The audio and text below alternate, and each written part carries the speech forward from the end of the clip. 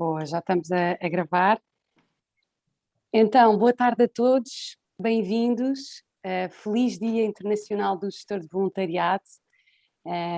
É um grande dia, é um dia de celebração, é isso que nós, Grace, quisemos fazer e quisemos fazer abrindo a associados, a empresas associadas, mas também a todos os que quisessem participar nesta sessão para falarmos dos desafios e das tendências do voluntariado corporativo. E, portanto, é um dia de celebração e de partilha, não só da força do voluntariado, mas também da importância deste papel que cada um de nós tem, não é? A importância do gestor de voluntariado para um voluntariado profissional, para um voluntariado com impacto. Portanto, algumas notas práticas que já fui dizendo à medida que íamos entrando. É muito bom se puderem deixar as câmaras ligadas, termos cuidado com os microfones, como sabem, nestas sessões, nestas salas virtuais. Dizer, antes de apresentar também o nosso convidado, o Kenn Allen, e a Laurie Foster, que também está connosco e que são do IAVE, antes de os apresentar, dizer que nós, Grace, por acreditarmos tanto no papel não só do voluntariado para a construção de sociedades e comunidades mais inclusivas, mais justas e mais sustentáveis, mas por acreditarmos tanto no papel do gestor de voluntariado, quer na sociedade, quer especificamente, e hoje aqui falamos do papel do gestor do voluntariado corporativo, e também por já haver tanto caminho feito em Portugal e tantos nós hoje aqui representarmos empresas e organizações que acreditam nesta força do voluntariado e acreditam em que haja nas suas organizações uma pessoa ou pessoas dedicadas a este trabalho, estamos a desenvolver um toolkit para lançar em 2022 dedicado e que possa ajudar quem está a navegar estas águas. Por um lado, quem esteja a começar, empresas que estejam a começar este desafio de promover voluntariado como ferramenta estratégica das suas políticas de investimento social, das suas políticas de responsabilidade social e também de envolvimento das suas pessoas, mas também para empresas e organizações que já estejam a navegar estas águas e que queiram conhecer outras práticas, outros exemplos, ganhar inspiração e até saber com que empresas é que podem falar, empresas que também já estão a fazer isto. Portanto, com a ajuda de um conjunto de empresas, algumas penso que aliás estão hoje aqui representadas, as empresas que veem neste slide, estamos então a desenhar um toolkit, um guia prático, que será lançado no início do próximo ano e que vai cobrir tópicos como desenhar parcerias e iniciativas, como comunicar e envolver voluntários, como reportar e medir o impacto daquilo que fazemos e partilhando naturalmente, como disse, também boas práticas. Portanto, fiquem atentos, porque este toolkit vai ser certamente uma ferramenta que também vai celebrar, dignificar e partilhar ainda mais do que já se faz hoje em Portugal em termos de voluntariado corporativo.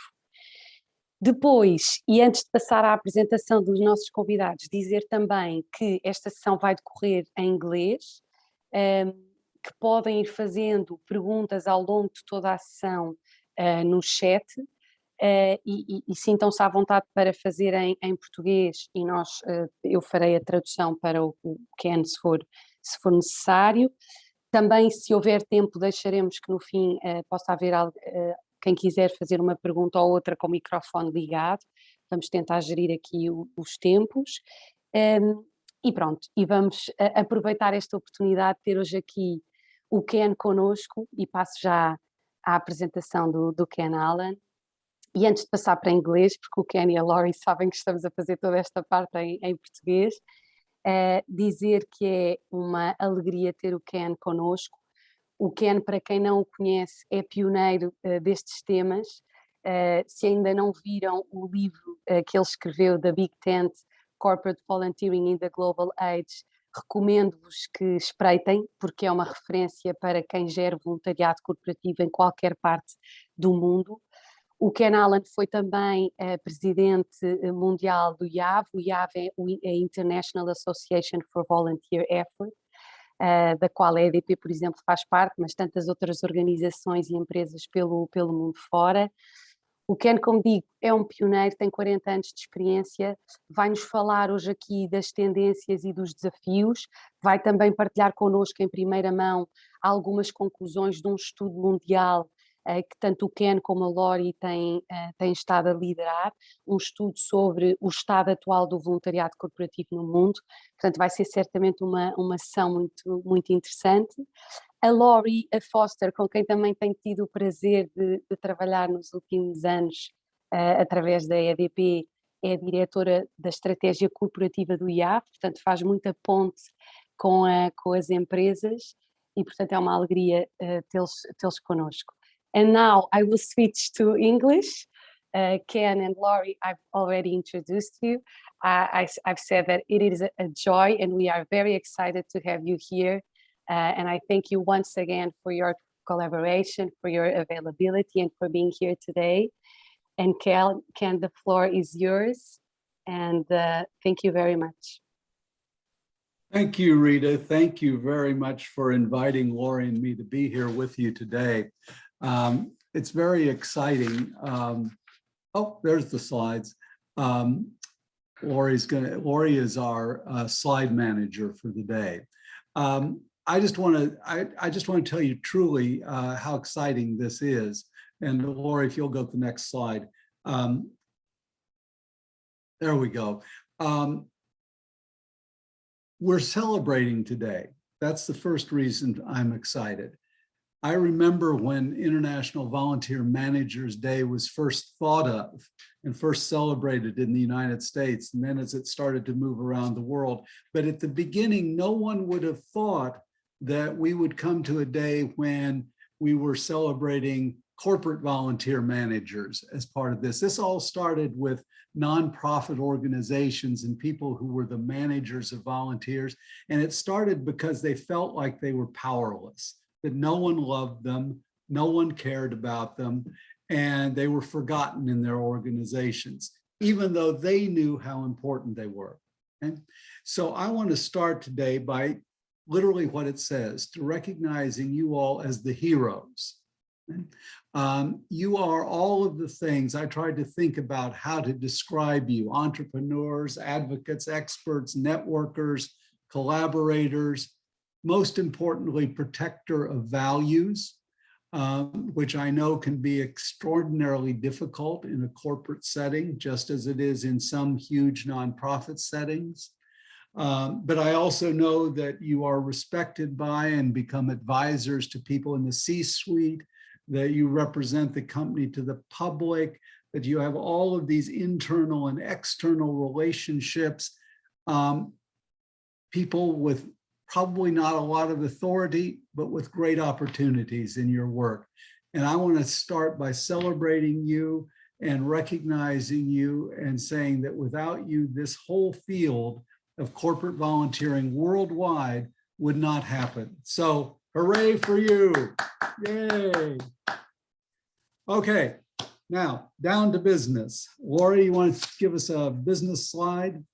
Let me tell you just a little bit about IAVE, a little bit more than Rita did, or different maybe than Rita did. And because I won't pretend that I understood anything that Rita said.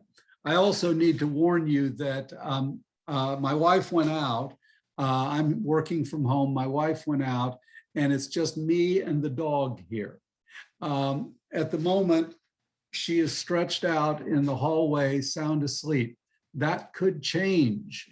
So if you hear barking in the background, do not be afraid. She's loud, she's friendly, and I'll try not to let her get in the way. Okay.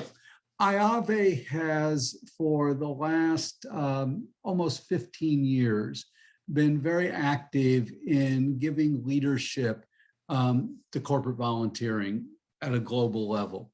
Our Global Corporate Volunteer Council, now some 50 members strong, began with just a handful of companies that saw and understood the value of coming together to share information, to support one another, even to consider how they might work together on projects. Out of them came the impetus for our first global corporate volunteering research that we released just over 10 years ago.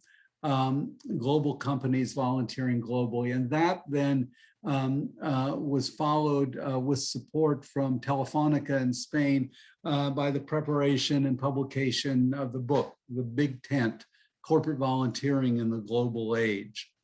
Well, 2 years ago, we decided it was time to do an update of that research, to take a new look at corporate volunteering worldwide. So over the intervening months, we have interviewed some 80 companies, literally all over the world. We have looked at the state of health of corporate volunteering in 6 distinct regions of the world, and then globally. We've developed some special reports, and we've looked at what kind of challenges you all are facing now and what the future could look like. All of this is going to come together, we hope, fingers crossed, in a wondrous report that'll come out early next year. All we have to do is get it done. But I want to thank Grace for this opportunity, because in an odd way, you helped us move toward that goal, because we had to stop and think about what we wanted to say today. And that helped clarify some of the things that we need to be writing about. Lori, next slide, please. When we wrote the book, The Big Tent, it was, the idea behind it was that corporate volunteering had expanded to take in more companies, different size companies, different scope of companies, and to expand the kinds of activities volunteers were doing. So we looked at that question again, or that idea again in this research to see, was that becoming true? And I can say to you with great enthusiasm that it is, that the companies we've interviewed, almost without exception, have expanded beyond simply engaging employees. Retirees have long been participants in corporate volunteer programs, but now we see that families and employees are being invited into the activity. Retirees, the involvement of retirees is expanding, particularly as they're helping to give leadership and management to corporate projects. I was surprised to learn about how much companies are engaging their business customers and their retail consumers, offering them opportunities to volunteer, both in person and virtually. And some companies are actually inviting in the public as a whole.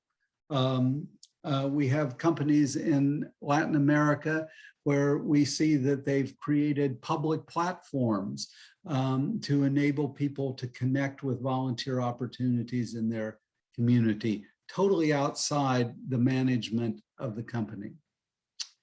What we see is that by engaging others outside the workforce, you are in fact broadening the number of people available. You're increasing the impact and benefits for the company, for the community, and for all who join in. So you're giving a real gift to those outside the workforce. But for those of you who are doing this, we see that it's also an opportunity to learn how to build new partnerships, to understand the realities of the new audiences that you want to engage with. And for many people, you have to think about the work you're doing in new ways. But this is, if there is a single trend that I've taken away from this research so far, it is this one, that companies now recognize the value of creating this big tent of volunteering and being leaders in bringing new people in. Lori, let's move on. The second major thing that we've looked at, because it happened just after we began the research, was COVID. what happened during the pandemic? How has corporate volunteering changed? How have you adapted to the new realities? And what we saw is what you all have experienced. Yes, we saw some companies that essentially shut down. Well, we saw most companies who simply shut down all of their in-person volunteering. We saw a few companies that really struggled to create any alternatives.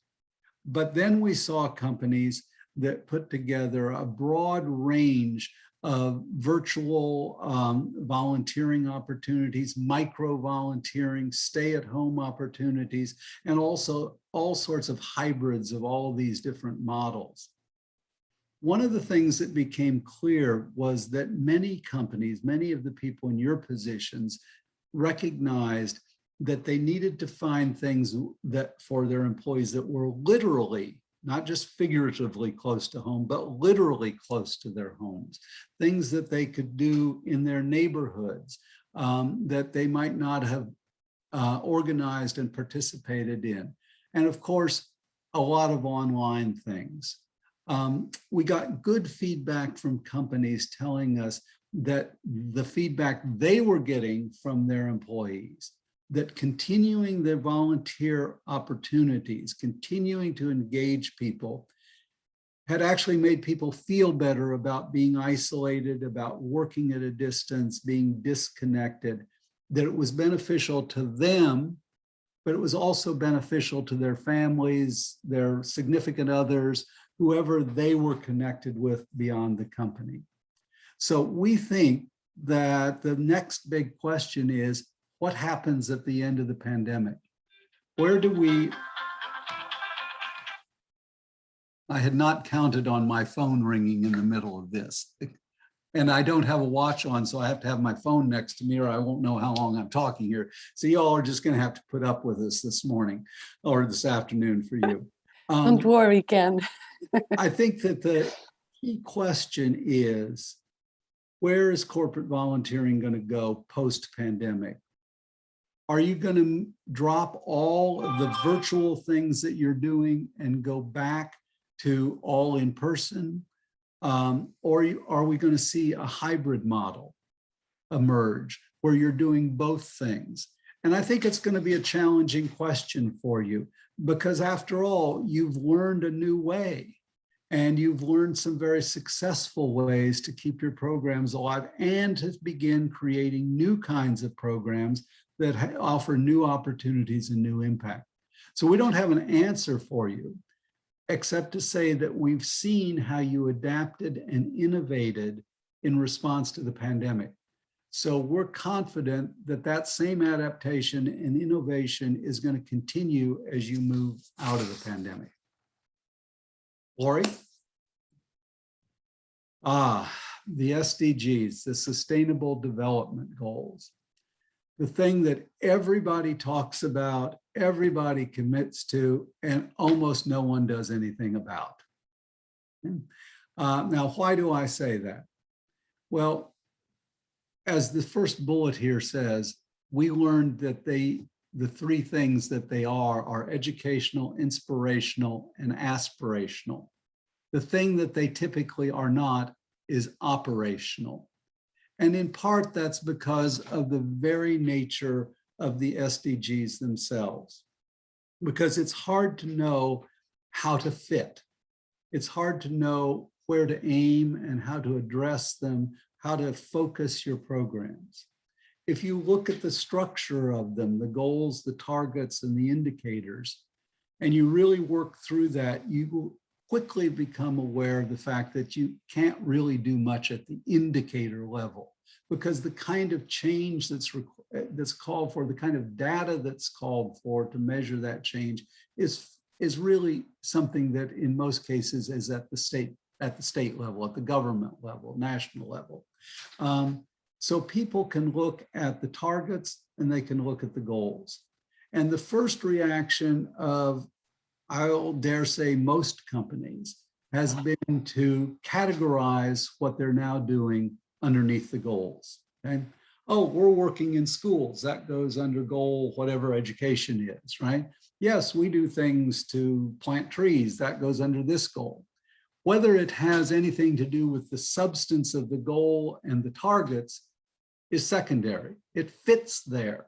And indeed, I know one company that their approach to the SDGs was to create 17 separate pages on their website, one for each goal, and just list all the volunteer activities that they were doing and could find all the opportunities they had under the appropriate goal, which is great, except it may not really be addressing the substance of what the goal is about. We know that in great part, this is because for businesses, the best way for the business to contribute to the SDGs is not through volunteering, but through, let me use the phrase, cleaning up core business functions and practices, bringing them into alignment with what's being called for to achieve the goals. Okay? But by even the act of categorizing, though, does in fact demonstrate a commitment to and a relationship of your volunteering to the SDGs. What I'd like to suggest, and Lori, let's go to the next slide, is that it's never too late. Okay? And there are some basic things that you can do to tie yourself closer to the SDGs and to make a demonstrable contribution. One is to increase the level of commitment. Don't let it lag. The time period for the achievement of the goals, first of all, it's obviously was an artificial time period, but secondly, it's far from over. People are saying, oh, we're never going to get there. The goals are never going to be achieved, so why should we try? Well, if we don't try, we won't get there. And if we don't try, nothing's going to change. Our suggestion, increase your level of commitment, design things specifically toward the most actionable targets. Take this as an opportunity to educate everyone about the actions they can take, not only through volunteering, but in their own lives. And then finally, be public advocates for it. Announce your goals, your targets, document what you're doing, publicize what you're doing, talk about what you're doing, and encourage others to get on board with you. Build new partnerships that are SDG focused. That's my advocacy for you today. Lori? We all know, you'll pardon my language, we all know that the world is going to hell. And in some places and in some ways, it's going quicker than others. Having just come off of what some of us see as a disastrous midterm election in the United States, I can tell you we are closer to the gates of hell today than we were a week ago. Okay? But that's okay. We're going to survive. We're all going to survive. The reality is, though, that natural disasters, humanitarian disasters, are not going away. They're only going to increase. Okay? And it's going to put increased pressure on companies and on your volunteer programs, okay, to be prepared to contribute in response to them. So we know that you have to start well in advance.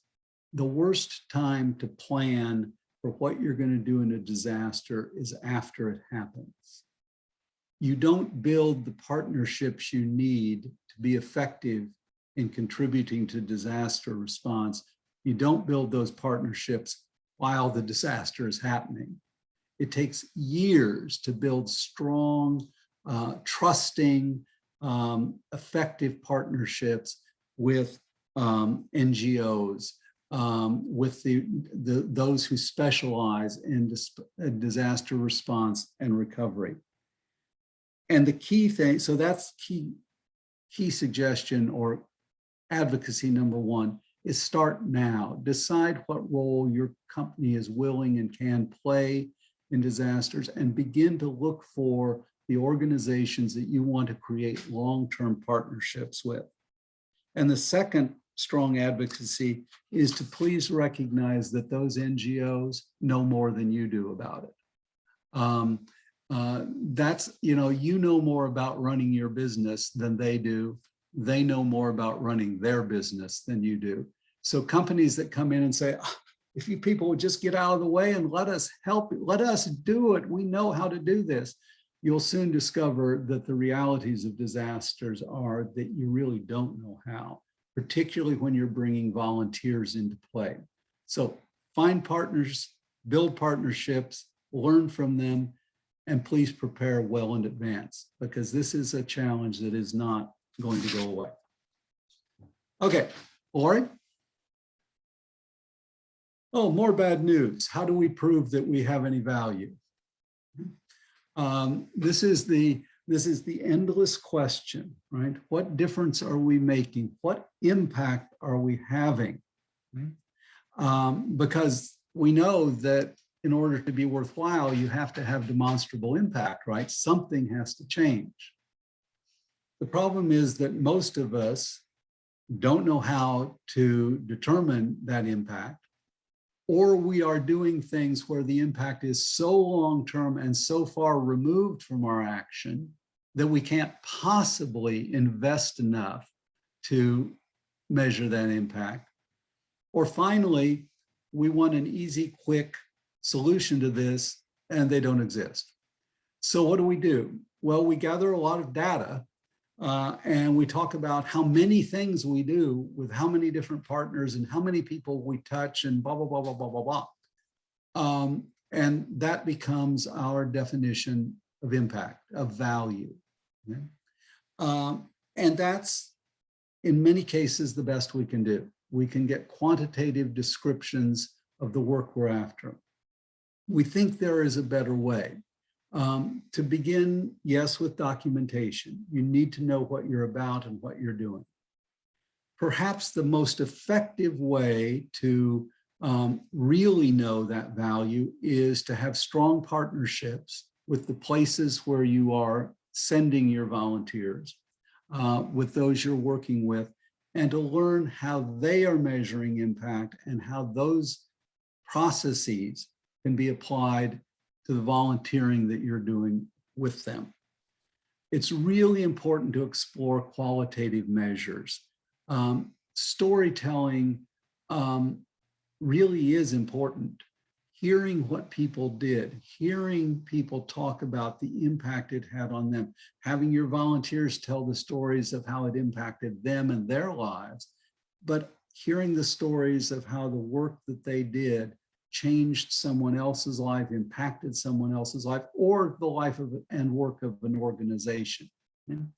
It's really important to have those structures in place, those systems in place, but to also to take a deep breath and recognize that one good story may be worth 1,000 statistics, okay? And 100 good stories may be worth 100,000 good statistics, right? You can make the case for corporate volunteering because at its heart, we all know that it's valuable and it is bringing change, and that the work you're doing is the most important to facilitate and stimulate that. Lori, next one. Yes. One of the things that we've learned about is how creative people in your roles have to be to get your work done, because you couldn't possibly do it all yourselves. And I know that, you know, undoubtedly Rita and this big company working in many countries, she probably's got a staff of 50 full-time people working for her. And so she doesn't have to worry. She just gives directions and orders and they all jump to it and go do their work, right? I can't hear her, but I can see her.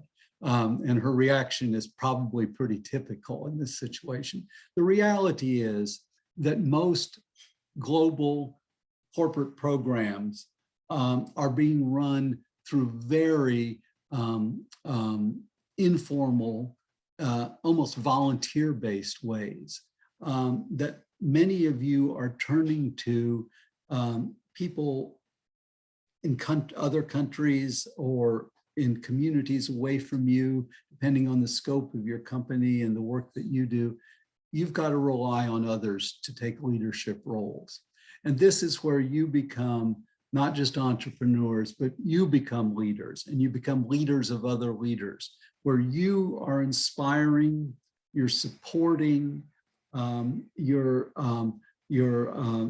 giving importance to all of these people out there that are helping you get your job done.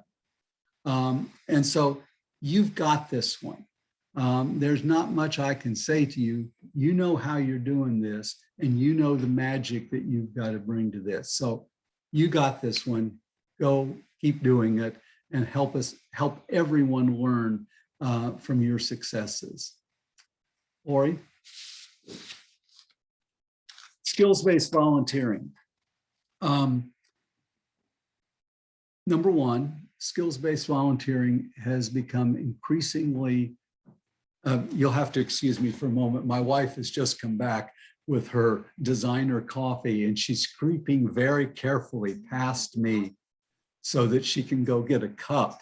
So I'm a little distracted at the moment. Now the dog is stirring, and she's going to come out to see what's going on. You may get a whole family event here before we're done. This is what happens around our house almost every morning.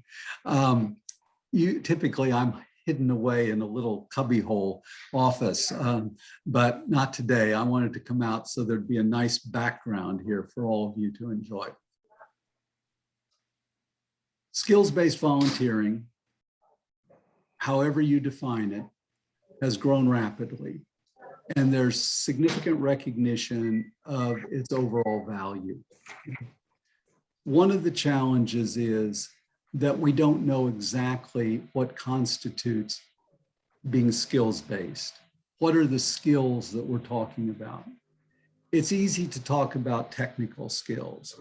An accountant can go into an NGO and help them clean up their accounting systems, right? A trainer can go do training in the community, on and on and on. We all know this, right? But we also have to recognize that there are other kinds of skills that your people have. I went to I was in Hong Kong several years ago, and I was visiting companies there. And I went to visit a real estate company, one that owned and managed these huge high-rise apartment buildings. And some of those apartment buildings were designed for senior citizens, for elderly people. And they were literally growing old, there are whole communities of them. They had mobilized, the company had mobilized as volunteers their maintenance staffs and their janitors. Right? And as volunteers, they went into these facilities and helped the senior citizens. They do odd jobs for them, they help with their cleaning, they do all sorts of things to enable them to remain in their place of residence. They are skills-based volunteers. Right? They were bringing skills that those people didn't have. Heck, they could come to my house, they could be bringing skills I don't have. Even though we are self-sufficient here, just so you don't think we're feeble yet. But it's important to broaden this definition of skills-based so that we're not excluding people just because they don't work in an office or don't have technical skills. The other dimension of this, and Lori has been the one who's really been taking a deep dive into this, is how technology is being used in new, more effective ways to deliver volunteer services, skills-based and other forms of volunteering. And so when we get this report finally done, you're going to see lots of good examples, some of which Lori very nicely listed on this slide. New examples of people putting technology to work to support others in the community. Lori, don't despair, everyone. We're almost at the end. Now, final thought, and this has to do with how important grace is, because as a peer network, we see that you, excuse me, along with IAVE's Global Corporate Volunteer Council and networks just like yours around the world.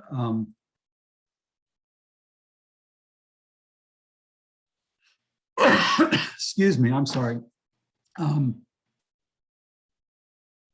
How networks like yours all around the world are providing really important leadership for corporate volunteering, because they are learning that you all need support, as you know, Grace does, to enable you to come together and learn from one another and to support one another. But also now we see emerging from these new collaborative projects, new ways that companies can partner with one another. So we are at the end, or you can go to the next slide if you want, although all it does is thank you for putting up with us for the past however many minutes it's been. We are happy to be in touch with you. That's my email address, and Lori, Lorrie at iave.org, not surprisingly, has a similar email address. And we're really happy to be in touch and to remain in touch with you, to continue to learn from you and to do what we can to contribute to the knowledge of the field. You can expect to see this report. Grace will be one of the outlets, we hope, for putting this report in the hands of as many people in your world as we possibly can reach. And we really do thank you for the opportunity, because as I said, in some of the areas that we talked about already this morning, greater clarity came from having to talk about it with people who we didn't know. So thank you for putting up with that. You've contributed to our research in that way. So I guess back, Rita, is it back to you? Yes, thank you so much, Ken. It was a wonderful half an hour, and you touched several important, inspiring, and interesting trends and challenges. I have questions, but I wanted to see if anyone else has questions. So I would invite everyone here to write or to ask to speak and make a question to Ken, and really take the opportunity that we have you here today. If not, we have questions. So just give a few minutes, and as people are thinking about questions for you, Ken, let me ask you, well, we're celebrating the International Volunteer Manager Day. As you said, it's a conquer. Sometimes our work inside companies, as it becomes more and more valued, sometimes it's quite a challenge. We're working with the entire company across different areas and business units, across different countries, different realities, and we're also working with outside the company. So an entire community of stakeholders. Now they're putting us in a spotlight, Ken. Oh my God, there really are people here. Oh, yes, we're not alone. We have 60 people with us. So I wanted to ask you, how do you see the volunteer manager of the future in terms of role, in terms of governance inside of a company, also considering that companies are more and more aligning volunteering with social investment and social responsibility and sustainability strategy. So what's your thoughts on this, on our future role? What do we have to do, and what's our main challenges for the next decade?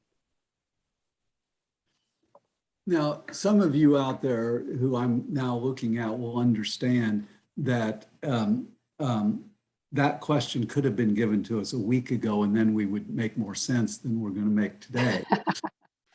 But you will make sense. let me give it a shot. I think that, well, first of all, I think your work is going to become more and more important, because I think that it's inescapable that the level of awareness of corporate volunteering, visibility of corporate volunteering has risen tremendously over the years. So now it's not at all unusual for it to be clearly recognized and supported and engaged in even by people in the C-suite. Mm-hmm. One element of our report is going to be about interviews that we did with people in the C-suite in 8 or 10 companies to learn how they see volunteering. Right? And one of the things that I suppose surprised us a little was the extent to which those people are personally involved in volunteering, and not just in going out and paying lip service on your volunteer day and going out and waving to the employees, but in their personal lives. So I think there is a greater understanding of the value of volunteering at the top. And I think that pressure is there for companies now, obviously, to perform in socially responsible ways. Mm-hmm. I think that you have to become the masters of many things. Okay? It's not just going to be about organizing projects. You have to be able to build effective working relationships throughout the company, and because you have to mobilize the energy and talents of so many other people just to do your job. And that was what I think amazed me the most as I looked at the research, was the reach that so many of you have already. Now, I know not all of you work in global companies, but I was stunned that there are people at the headquarters of global companies who are running volunteer programs all over the world, and they're the only person being paid to do it. So you all have some secret talent to be able We're magicians. Exactly. To be able to mobilize and inspire and manage people who are willing to take this on in addition, part of their job. So I think that's part of it. You're entrepreneurs. In many ways, you're entrepreneurs. But I think you do have to align yourself more closely. This is coming from the data now. Mm-hmm. The need to align yourselves more closely with human resources, or whatever you call it. Okay. Mm-hmm. If there is tension that I've seen in companies, it's there. We know that volunteering is a great way to develop skills, attitudes, values, give people a wholer life, a more complete life, et cetera, et cetera. Even to do skill development. The human resources people may not always see, or the employee development people may not always see it that way. So I see closer alliance there. Mm-hmm. I also think that you have to, and I'll stop here with this one. I think that you have to find the best ways that you can to bring back into the company the experience of your volunteers, what they are learning about the community, and how that can benefit the business. Mm-hmm. I'll give one quick example, and this is from years ago. One company made it a point to embrace a poverty-ridden neighborhood that was near their company headquarters. And employees went in as volunteers, and they began meeting people. They helped develop small businesses. They were going into the schools, blah, blah, all the kinds of things that you can imagine. What they brought back to the company was new knowledge about that community and about the resources within that community. Okay? So within a year, they were creating relationships between small businesses in that neighborhood and the company. And the company was learning it didn't have to go to some gigantic supplier to get some of the stuff they needed. So they began to build business relationships in that community that began to raise the economic level of that community. It never would have happened if they hadn't had volunteers going out there and working and bringing that insight, that data, that information, that learning back to the company. So I think you have to find ways to do that too. Thank you. Yeah, off the top of my head. definitely. No, but great ideas. We have two more questions here, Ken. I will give the word to Maria João. She wants to make a question, and then we have two questions in the chat. So Maria João. Thank you very much, Rita. First of all, congratulations. It was very nice to hear your messages, and very inspiring, let's say, and giving us some hope, especially when you speak about the SDGs, because I was really thinking that things are not so well, but there is still a hope. Well, what I would like to say is that I am working with a network of 8 cities, now 5 at European level.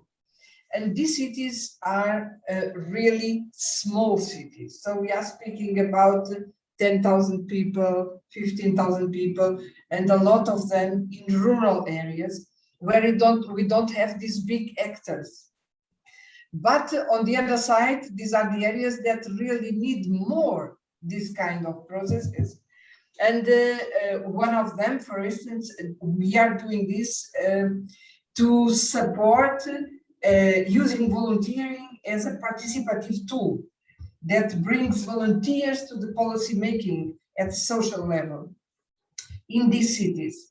But one of the biggest problems is exactly how to mobilize the different small companies, because they are more in the areas of services, of agriculture, and so on.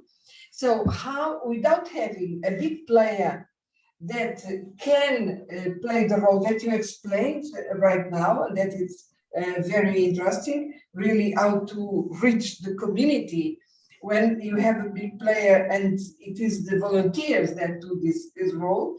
But when we don't have this catalyst as a big player, how can we really, because this is one of the biggest problems they have, to get this small economy tissue that is more or less pulverized, yeah, in rural areas especially, and even more, to bring them to this volunteering and to this spirit of collaboration and of sharing in order to grow all together. I would like very much to hear your ideas. Thank you. Oh yeah, thank you, Rita, for calling on someone with a just straightforward, simple question that has no answer. Thank you, Maria João. I want to say, and simple questions, Ken. For you, only simple questions. Right, exactly. So, so I would say that that there is no simple answer to this. Okay, and so, but I'll give you a couple of examples to at least give you hope. One of the things that we've observed is the extent to which we've seen lots of corporate programs in rural areas, okay? Small towns, because that's where, at the end of the day, a lot of companies are. I mean, the branches of them, you know, I just talked to someone in Western Australia where the biggest town where they have employees, the biggest town has 5,000 people. We used to work with a company in Brazil that they were in the jungles in Brazil, and their employees were the only people, essentially the only concentration of people, but they created volunteer activities, okay? And in both cases, and I can think of others, I'm not going to be able to quote, but I can think of others that the key was to empower the people at the local level, okay? To find ways to make them responsible. That's to enlist them, to enroll them in this, and to empower them. So it was being driven from the bottom, and it started with a respect for them, a respect that said, you all know what's needed in your community. We're not going to come in and tell you what's needed and organize you to go solve it, right? Because we know we're going to get it wrong, because you know what works in your community and what doesn't, and you're the experts. And then, and to begin, you know, it's a community organizing task in a way, of beginning wherever you are with whatever kernel of leadership you find and beginning to build around that. It's totally different, I think, than obviously than running a volunteer program out of your headquarters, right? You're real, and now I'm not, I want to hasten to say that it'd help a lot of headquarter volunteer programs if you would empower your employees, let them set the direction for them. But I think when you move outside when you move to the smaller rural communities, et cetera, that's the approach you got to take. Or Lori, I think Lori would be happy after this session is over. We ought to stay in contact and chat about this in more depth. Lori, would you nod if you're okay with that? Okay. Lori's just below you on my screen, so. But thank you, Kenn. Thank you. I think this is very interesting and strong to empower people at local level, because even managing from headquarters, we cannot do anything by ourselves. So we need not only volunteers, ambassadors, champions, whatever you want to call them, but we need also to engage with people from the community. So reinforcing what you said just a while ago. So we have two more interesting questions. I don't know if they're easier, but you'll let me know. From Isabel.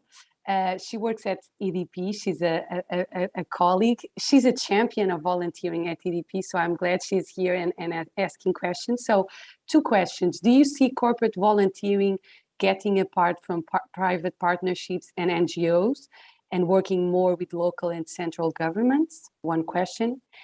And the other is, do you also share the vision that more and more industries should focus more on related causes to their core business? So aligning volunteering and social investment strategies with their core business. So first, working with or not with local and central governments, and then the question about alignment.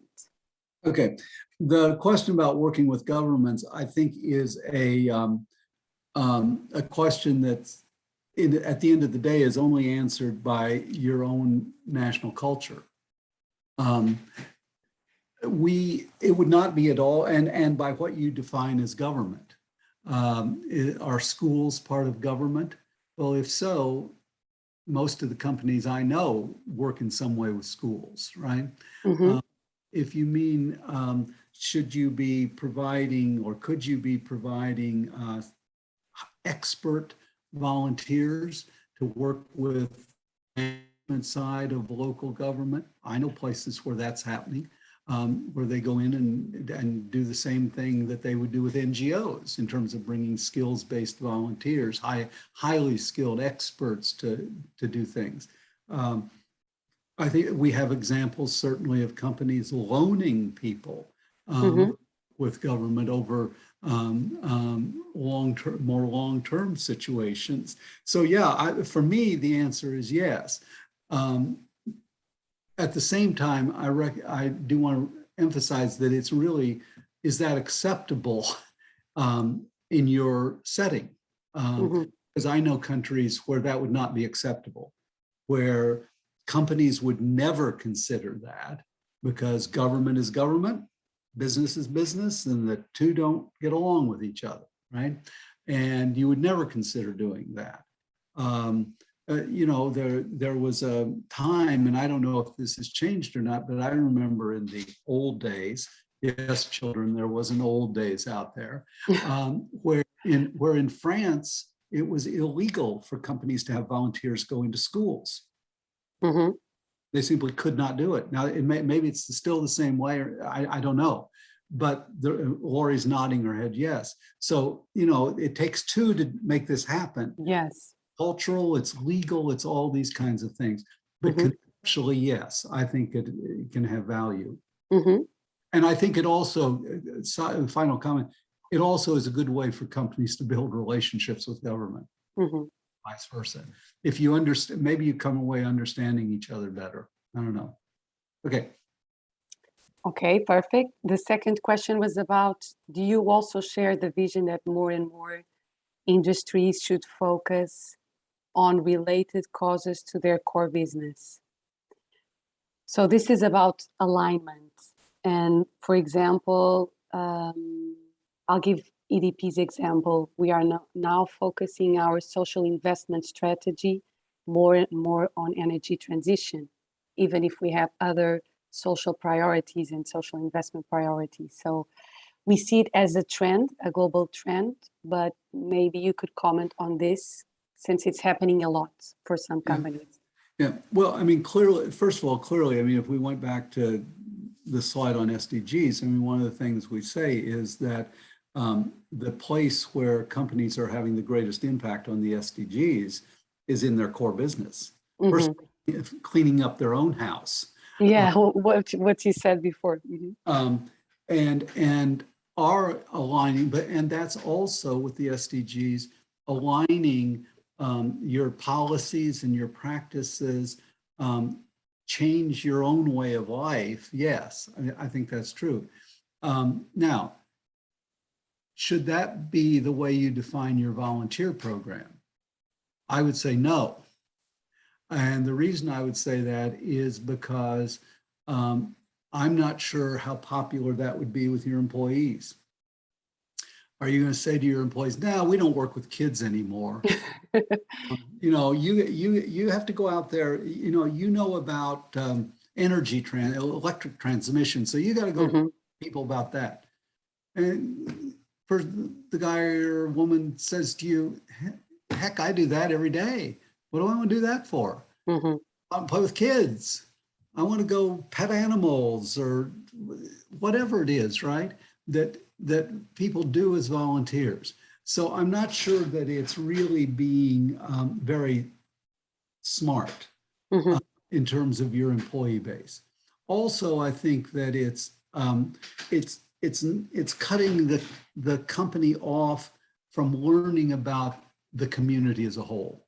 Okay, if you only go out and do what you do, you do it work, you go out and do it outside work, you bring it back. So yes, I understand alignment's going to be important because that's where you can have, maybe you can have the most impact overall, or it's impact you can document.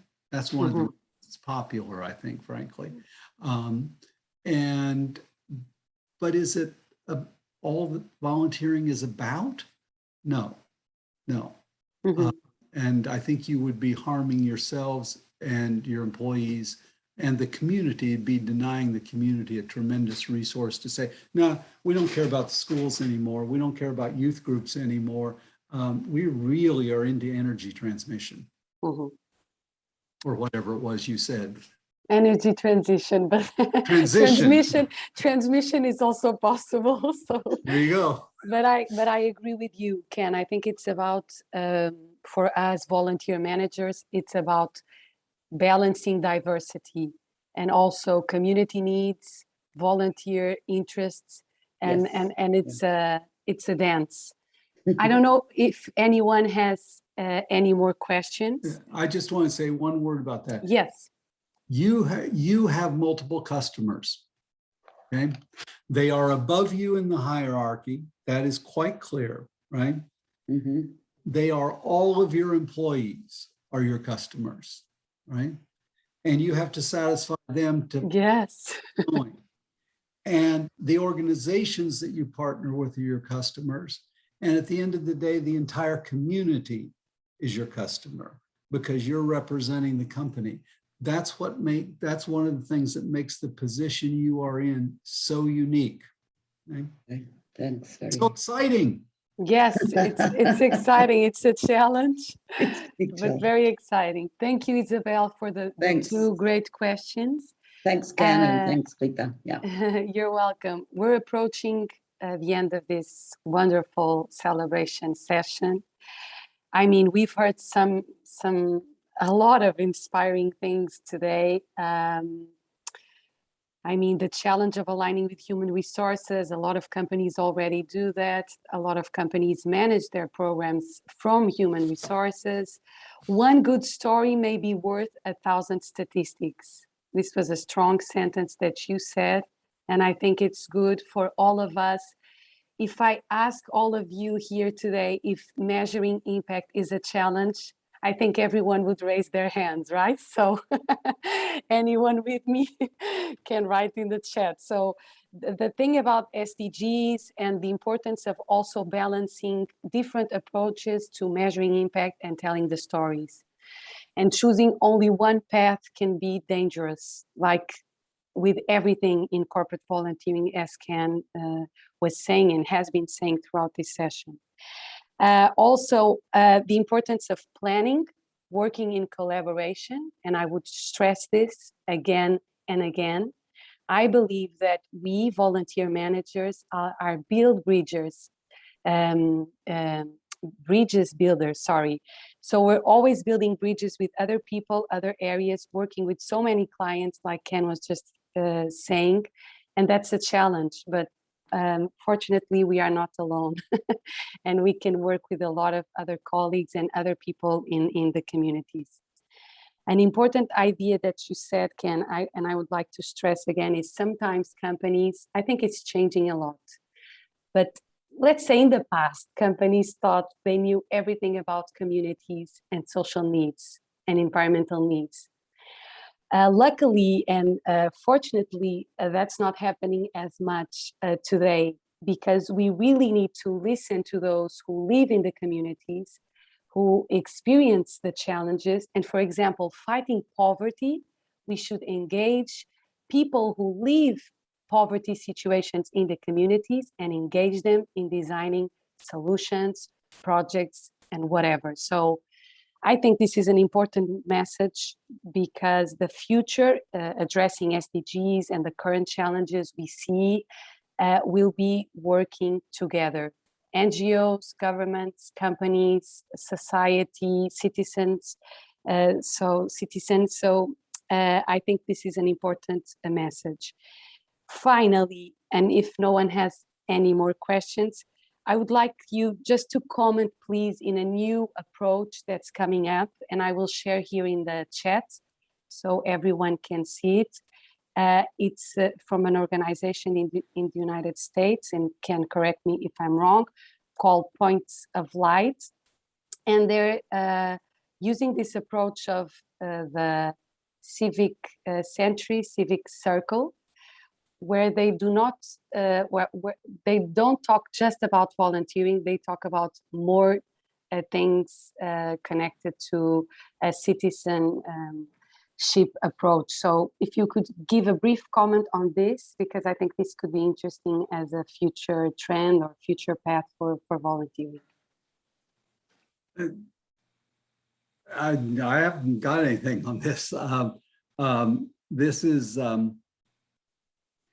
I think that I know a little, I don't know much about the Points of Light thing specifically.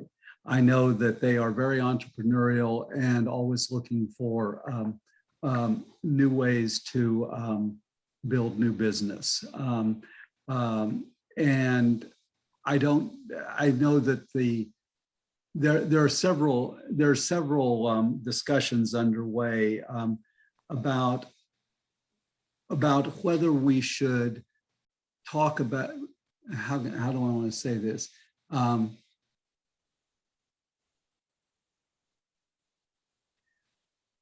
You know how sometimes things pop up on your screen that you don't expect?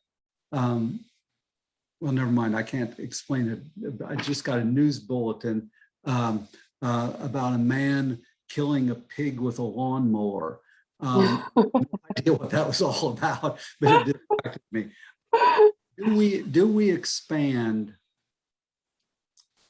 volunteering? Yeah. How far can we expand volunteering? Mm-hmm. If I walk across the street, when I see a stranger who's obviously lost, which happens in our urban neighborhood quite a bit, and I go in directions, have I volunteered? Or was that being a good neighbor? Mm-hmm. Or was that me being interested in why there was a stranger there and wanting to check it out? I mean, was I doing my civic duty? Mm-hmm. All of those things could be true. Yes. If I vote, I'm doing my civic duty. If I make monetary contributions, etc. Mm-hmm. If I sign an online petition calling for some sort of change in government policy, okay, all those things are being good citizens, doing your civic duty, being good neighbors, volunteering, giving, caring, all those kinds of things, right? And I'd support all of those things. Mm-hmm. But is that the business you're in? Mm-hmm. Can this expand so far that it loses meaning? Mm-hmm. Do you say to somebody, well, we don't organize volunteers anymore. We just encourage people to click on things they like. Mm-hmm. They've made a difference because they clicked on liking a clean environment. Is that all there is? Mm-hmm. And I'd say no. Get up off your rear end and go help develop a clean environment. Go be advocates. Go do something. Go do something. Yeah, Go that's do what I was something. going to say. There you go. Yeah, thank you, Ken. I agree. I think the business we're in is managing volunteering, and even if there are wider approaches, I think we as companies have this challenge to continue to engage and promote action and community participation in community engagement. So thank you very much. We're approaching the end. So I just want to thank you. Also thank everyone that showed up. It's wonderful to be celebrating in Portugal, where we still need a clearer vision from our government in terms of volunteering, but it's great to be here as companies with clear vision and will to promote volunteering inside and outside our organizations. We just wanted to share with everyone the next initiatives that Grace is promoting. So I think we have a slide for that. We also shared IAVE's website and IAVE's research, and you can also stay in touch with Kenn and Laurie. So just to remember the 4 initiatives that are coming up. So you can save this information and also see it on Grace's website, which Lish has also shared. And thank you once again for this, Kenn, for this inspiring talk. You gave us hope. I think it's a wonderful opportunity. And let me say, just as a volunteer manager, I think we all share the joy and the energy of being part of this network of people that inside companies have such gratifying work and so many opportunities to see the best of people, to see the best of communities, even if the challenges are big. So we will continue to work together. Thank you again to everyone for coming up. And yes, we will stay in touch, and happy Volunteer Manager Day. And you can now turn on your mics if you want to say goodbye. And